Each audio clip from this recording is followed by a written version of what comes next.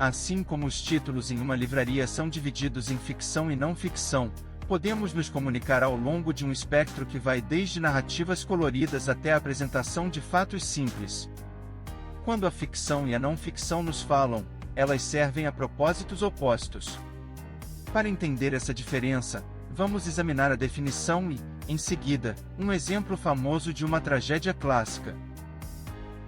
A tragédia é um tipo de obra dramática em que o personagem principal passa por uma queda devido a circunstâncias além do seu controle.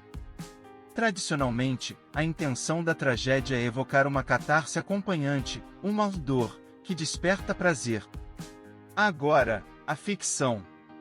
Era uma vez um menino que nasceu do rei e da rainha de Tebas. O nome do menino era Édipo. Logo após seu nascimento, um profeta alertou o rei de que o menino cresceria para matar seu pai e se casar com sua mãe. Para evitar essa catástrofe, o rei ordenou a um de seus servos que matasse o bebê. Mas o servo não conseguiu fazê-lo e deixou a criança inocente com um pastor. O pastor levou o menino ao rei de Corinto, que o criou como seu próprio filho. Quando Édipo se tornou adulto, um profeta lhe revelou seu destino. Sem saber que havia sido adotado, Édipo deixou Corinto para fugir de seu infortúnio. No caminho para Tebas, ele encontrou um homem idoso com seus servos. Os dois se envolveram em uma briga e Édipo os matou.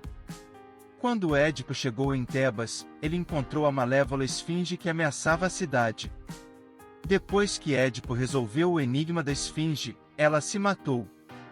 Para comemorar essa vitória, Édipo foi nomeado novo rei de Tebas e recebeu a atual rainha como sua esposa, pois o antigo rei havia sido misteriosamente morto. Anos depois de terem 4 filhos, pragas começaram a destruir a cidade. Édipo tentou descobrir a razão dessa desgraça quando ouviu rumores de que Tebas estaria condenada até o dia em que o assassino do antigo rei fosse punido. Édipo primeiro tentou encontrar o vilão e depois começou a entender o que realmente havia acontecido. Quando ele percebeu que havia matado seu pai e se relacionado com sua mãe, ele se cegou, pois não suportava ver as crianças que havia gerado. Agora, o que você acha dos dois exemplos? E como os dois ajudam você a entender uma tragédia?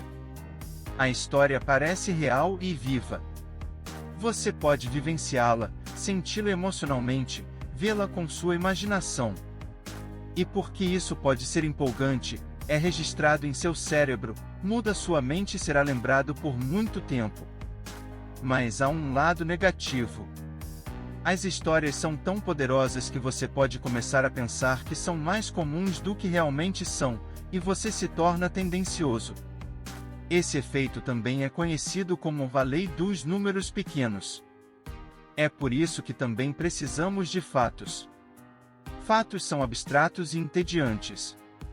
Ler não ficção não é empolgante, portanto, não é facilmente registrado em sua memória. Na verdade, apenas um mês após ler um livro inteiro, a maioria de nós não se lembra de mais do que uma única ideia. E porque os fatos são fracos e competem pela atenção com histórias que são poderosas, eles raramente mudam sua mente. No entanto, há uma coisa que eles fazem bem. A não-ficção fornece à nossa mente uma teoria, uma heurística e um framework que nos permite fazer suposições e generalizar.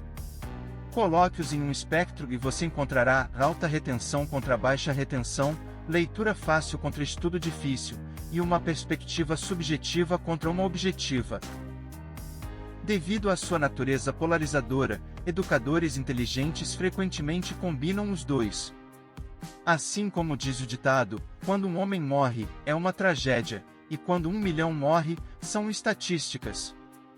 Para entender melhor a verdadeira natureza da guerra, precisamos considerar ambos. O que você acha? O que você aprenderá com este vídeo?